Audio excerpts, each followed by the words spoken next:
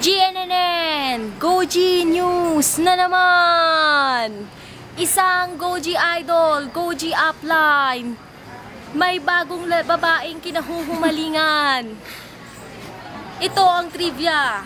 Una siyang nakita sa Canyon Cove kasama ang isang batang babae.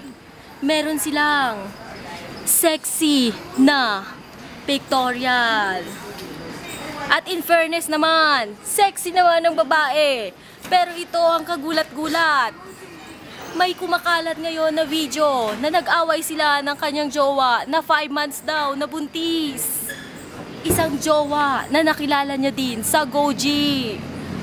Abangan nyo mga kaibigan ano ang mangyayari kung makilala ito ni Kembular at ni Keberlu. Paano na lang ang buhay niya? Mag-aaway ba sila? Sa tingin nyo, mag-aaway ba sila? Ngayon,